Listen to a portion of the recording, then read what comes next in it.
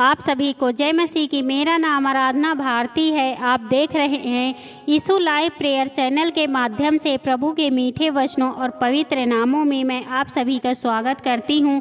इस सुंदर से सुबह के लिए और प्रभु का बहुत बहुत धन्यवाद करती हूं। पिता परमेश्वर प्रभु यीशु मसीह के नाम से आमीन।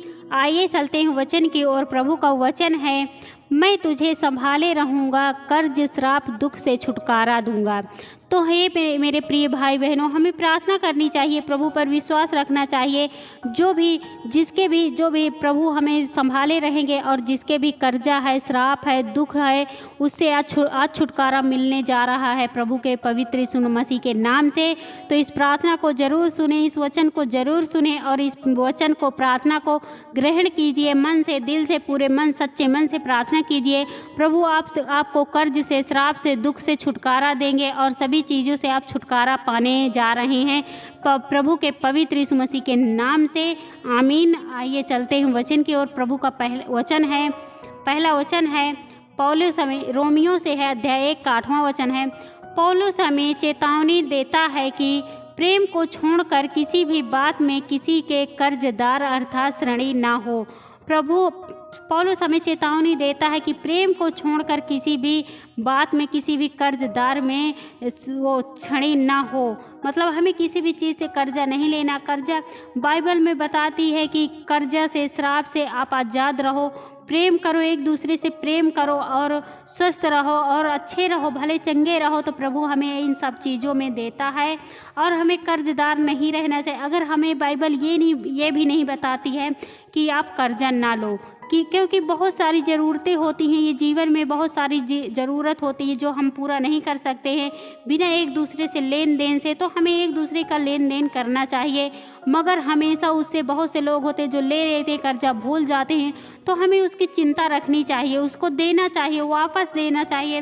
क्योंकि बहुत सारे लोग होते हैं जो बताते हैं कि हमसे 1 साल हो गया, 2 साल हो गया, कर्जा लिए हैं, वो दे नहीं रहे हैं। तो हमें ऐसा नहीं करना चाहिए, क्योंकि पवित्र शास्त्र में ऐसा नहीं है। एक दूसरे की मदद करो, हेल्प करो, तो ऐसी मदद करो कि वो कभी भी कह ना सके। तो हमें इस बात की चाहिए, जो कि इस बात को शक्तिशाली रूप से स्मरण दिलाता है कि परमेश्वर सभी तरह के कर्ज में अरुचि रखता है, जो कि समयबद्ध तरीके से अदा नहीं किए जाते हैं। क्योंकि जो परमेश्वर सभी के तरह से कर्ज से अरुचि रखता है, मतलब उसमें उसकी रुचि नहीं होती है, वह अरुचि रखता है, जो कि समयबद्ध तरीके से अदा नहीं किए जाते हैं। जब वो अरुचि रखता है, जब कोई समयबद्ध, मतलब समय से उसको वापस नहीं करते, उसको अदा नहीं करते हैं, इसलिए वह अरुचि रखता है। तो हमें परमेश्वर पिता के वचनों के तरीके से चलना चाहिए, उनके अनुसार चलना चाहिए, उनकी आज्ञाओं का भय मानना चाहिए और जो भी जिसमें परमेश्वर रुचि रखता है, हमें उसको नहीं करना चाहिए। और जो भी लेता है, जो भी वो करता है, तो उसे समयबद्ध तरीके से अदा किए जाए। बहुत सारे लोग होते हैं जो परमेश्वर से ही कर्जदार हम होते हैं, जो हम प्रार्थना करते हैं, विनती करते हैं, बोल देते हैं कि हे प्रभु हमें आज चंगा कर दे, प्रभु आज हमें छुटकारा कर दो प्रभु। फिर हम डेली प्रार्थना करेंगे, डेली विनती करेंगे, तो वो फिर भूल जाते हैं, फिर प्रार्थना नहीं करते हैं। तो वो समय से, मतलब यही होता है, परमेश्वर यही कहता है कि कर्ज में वह अरुचि रखता है, जो कि समयबद्ध तरीके से अदा नहीं किए जाते हैं। जो वो कह तो देते हैं लेकिन उसे समय से अदा नहीं करते हैं, इसलिए परमेश्वर कर्ज से अरुचि रखता है। तो हमें जो भी हम कर्जा लें उसे समयबद्ध तरीके से अदा करें। अगला वचन है भजन संगीता से है, अध्याय 47 का 21वां वचन है, जो कि देखें, ठीक उसी समय बाइबल स्पष्ट रूप से सभी तरह के कर्ज या ऋण के विरुद्ध में कोई आदेश नहीं देती है। बाइबल, मतलब ठीक उसी समय बाइबल स्पष्ट रूप से भी सभी तरह के कर्ज या ऋण के विरुद्ध में कोई आदेश नहीं देती। और वो बाइबल बताती है कि कोई वो आदेश नहीं देती है कि तुम कर्जा ना लो। तो बाइबल हमें कर्ज के विरुद्ध चेतावनी देती है और उत्साहित करती है कि हम कर्ज में न जाने के गुण को प्राप्त करें। बाइबल सिर्फ चेतावनी देती है कि हम कर्ज में जाने के गुण ना करें, हम कर्ज में ना पहुंच पाएं। और क्योंकि बहुत से लोग होते हैं, बाइबल चेतावनी देती है और उत्साहित करती है कि हम कर्ज में ना जाने के गुण को प्राप्त करें, हम कर्ज में ना पड़ें। इसलिए बाइबल हमें चेतावनी देती है और उत्साहित करती है, और उसमें वह आदेश नहीं देती कि कर्जा ना लो, जो भी कर्जा लो उसे समय से अदा कीजिए, परंतु यह कर्ज को न सकती है। परंतु बाइबल ये भी बताती है कि वह कर्ज लेने से मना भी नहीं करती है। बाइबल के पास कर्ज देने वाले अर्थात देनदारों के लिए कठोर निंदा के शब्द हैं।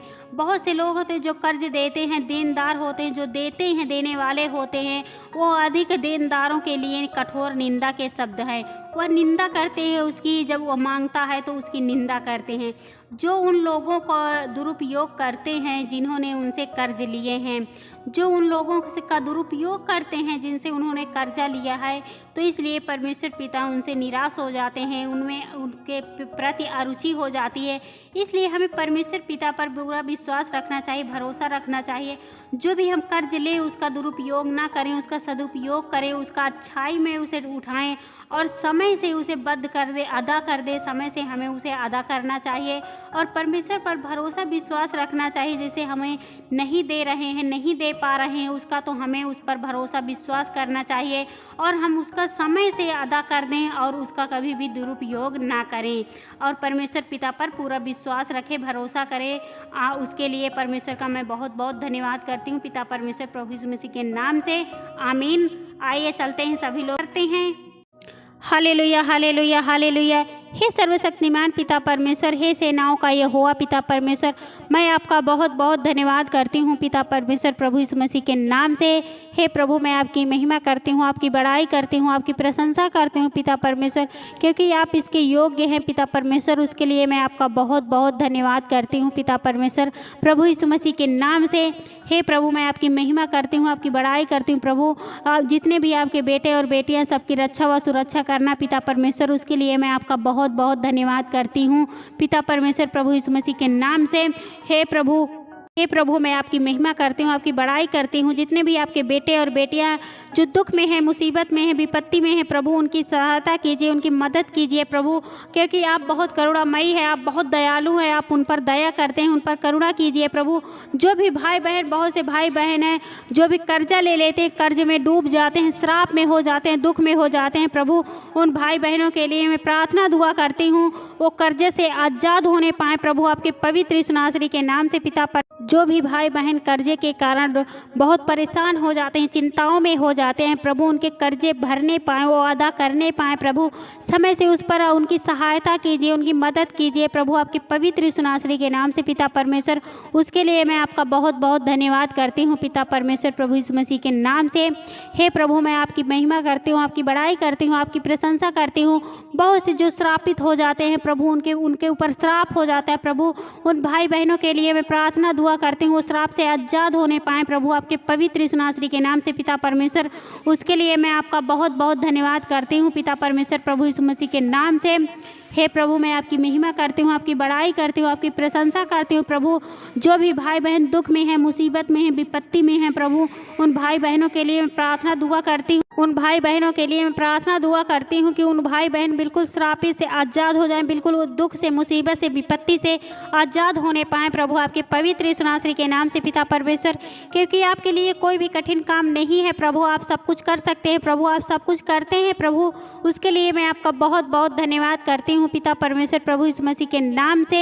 हे प्रभु, मैं आपकी महिमा करती हूँ, आपकी प्रशंसा करती हूँ, आपकी बड़ाई करती हूँ प्रभु।